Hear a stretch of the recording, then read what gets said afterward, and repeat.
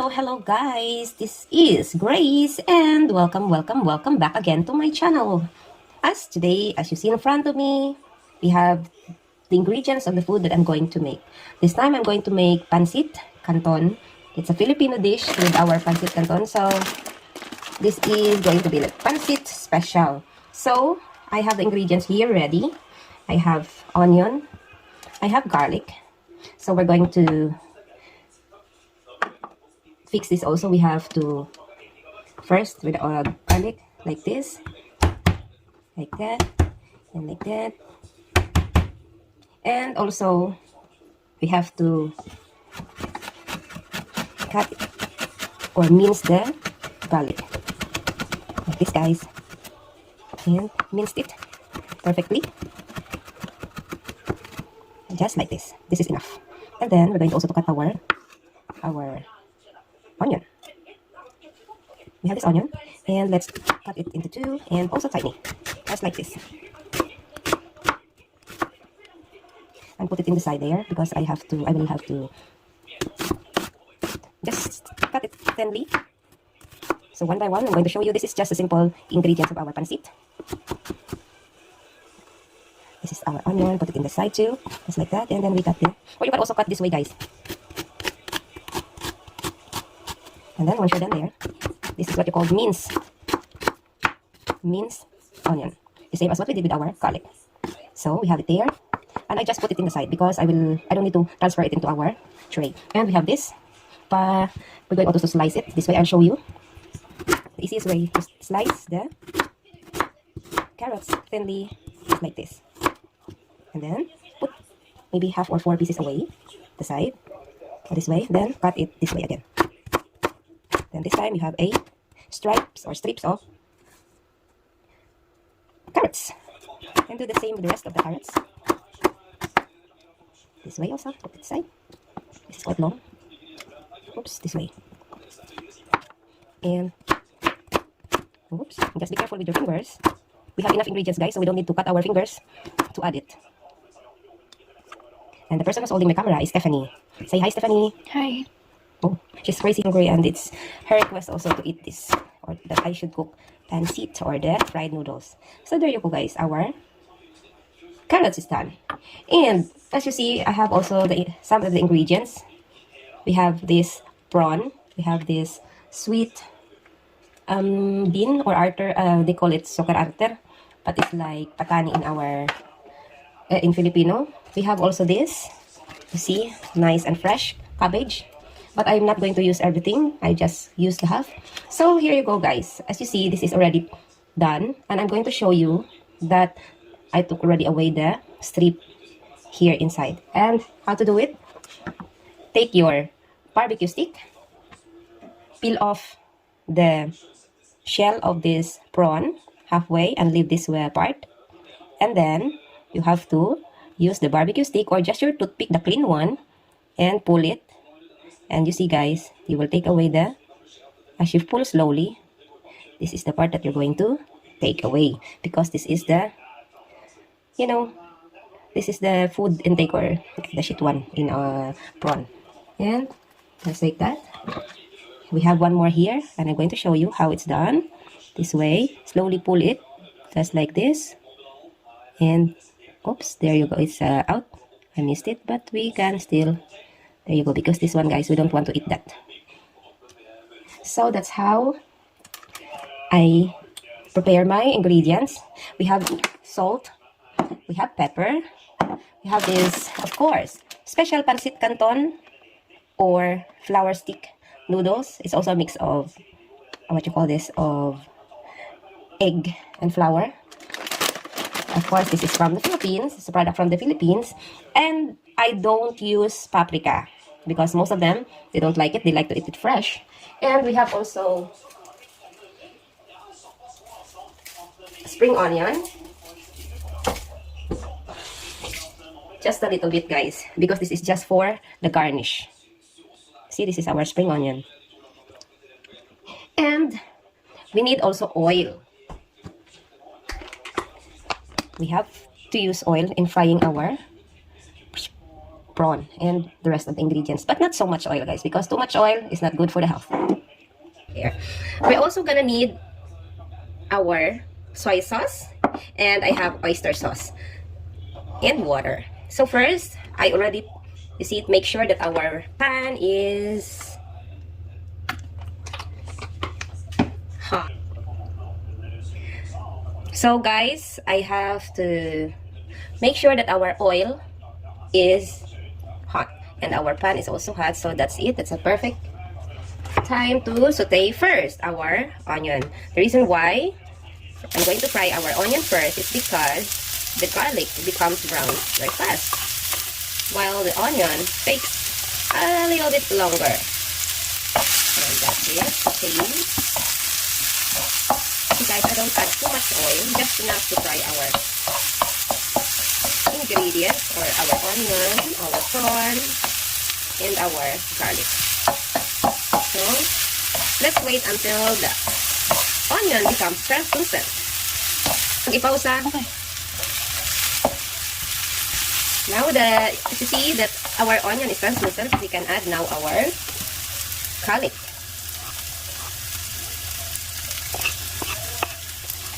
There you go.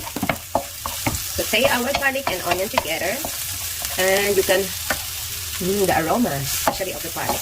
Perfect. We'll wait for our garlic to be brown. We're going to adjust our fire from very hot to medium.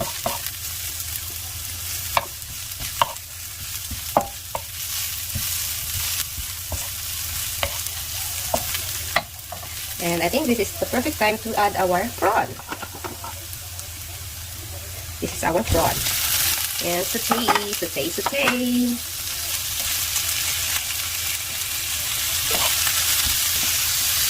So we're going to saute our prawn together with garlic and onion. As you see, it's changing its color into red or orangey color. Make sure, guys, that you don't overcook your prawn. And let's add our salt for a while. Let's add our half of our carrots. Just like that. And because our soy sauce. The reason why I don't add all our carrots because I want something that is crispy also, guys, not overcooked. So once it's done, we're gonna put our half of this too and add water. I prefer to use hot water, guys, because it doesn't take so long time cooking. We just need some sauce, just like that. And we're going to lower our heat and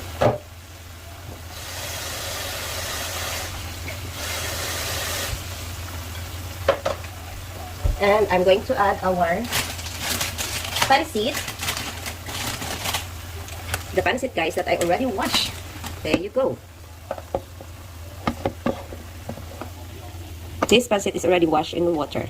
And we're going to add our pancit that I had washed with water to take away the dust and other unwanted smell. And taste from that. And oops, we're going to slowly fold it because this, guys, will be cooked very fast. So I'm gonna need, I think, extra ladle, or yes, to turn around our. So while we're waiting, I'm gonna cut also our cabbage, so it's also ready. Because just like this, you see, it's also clean and washed. So we're going to cut our cabbage in long stripes, just like this. And we're going to add this as at the last part. So we have to turn around our noodles. As you see, guys, our shrimp is already cooked.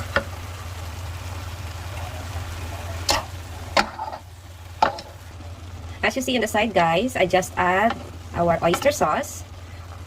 And now we're going to mix and add all the rest of the ingredients in our frying pan. So what we're gonna do is to add everything like that, because soon our pancit is done.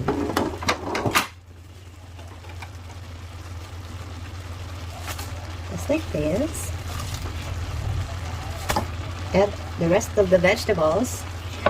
The reason why I'm doing this, guys, because I love vegetables. And you see, it's already soft. The noodles is soft, so we're just waiting for it to be... We're just waiting for our vegetables to be soft too, like, but not overcooked. And the last but not the least also is to add our pepper.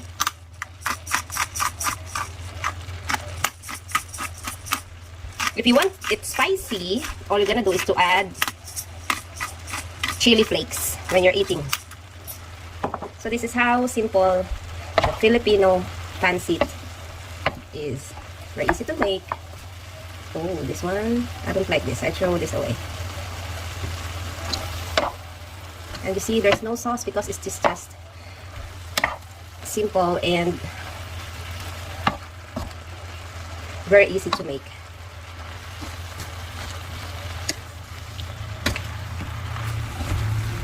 Just continue stirring the noodles. You see, simple and delicious.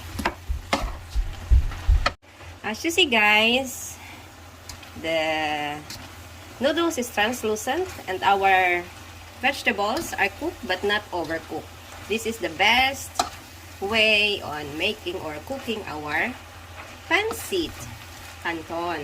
So now, guys, this is ready to serve.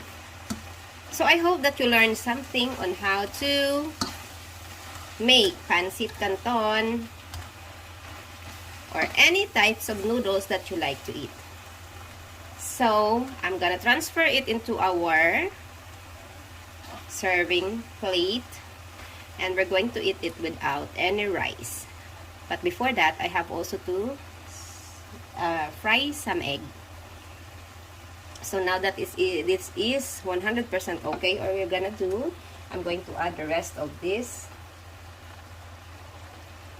This is for the garnish. Actually, this one is spring onion, and it's done.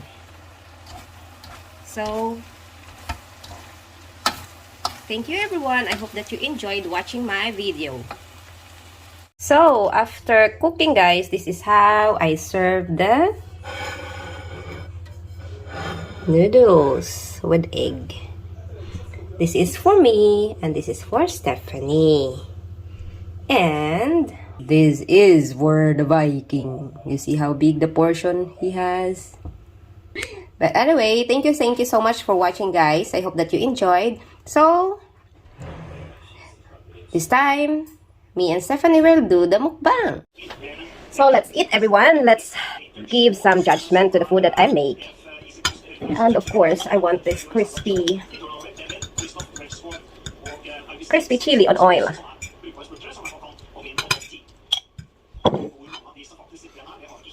See, guys, the chili. Mix it.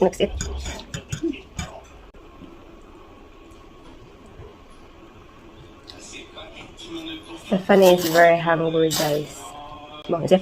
Because we're going to do the mukbang that we saw on Facebook. You know, they do like this. But I can't because it's too warm. That one? It's not too warm. They do like this, guys. But of course, they're using chopstick. Yeah, that sound. Same sound like Stephanie.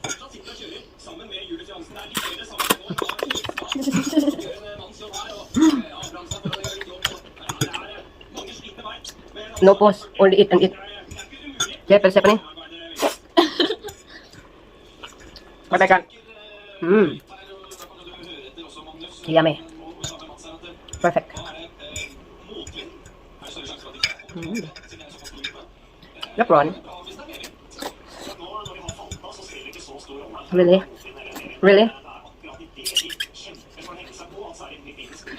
And I ate this one.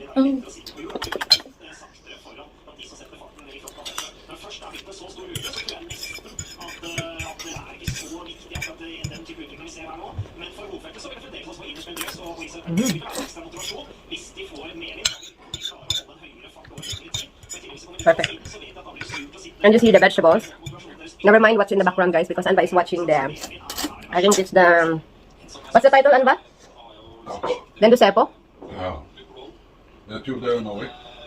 It's like Tour de France. It's Tour de Norway. It's a people cycling around Norway, different cities in Norway. Now they are in Bergen. Nah.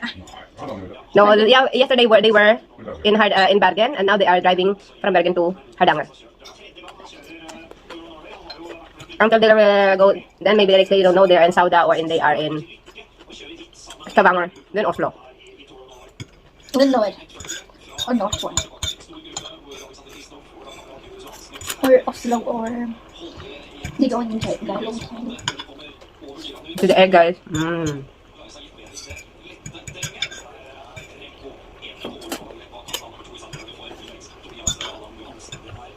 It's a perfect dinner.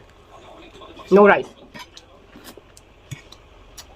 Because we have noodles, source of carbo, and vegetables here. Perfect already.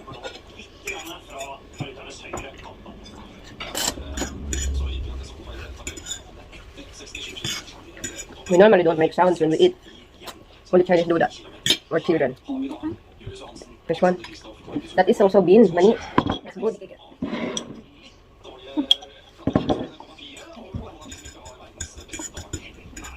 And of course, with Coca-Cola.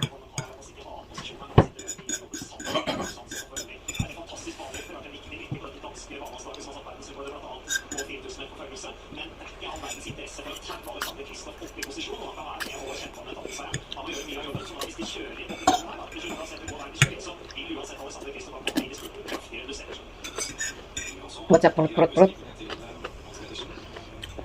So, veterans don't the food. You don't like it? Sundan. She don't like it, guys. You see? It's almost empty because she don't like it. Yeah. Anwar is sitting at the sofa, guys, because he's following the competition. Because they are cycling in the Hardanger where he come from. It's a UNESCO park, Anwar. It's a UNESCO.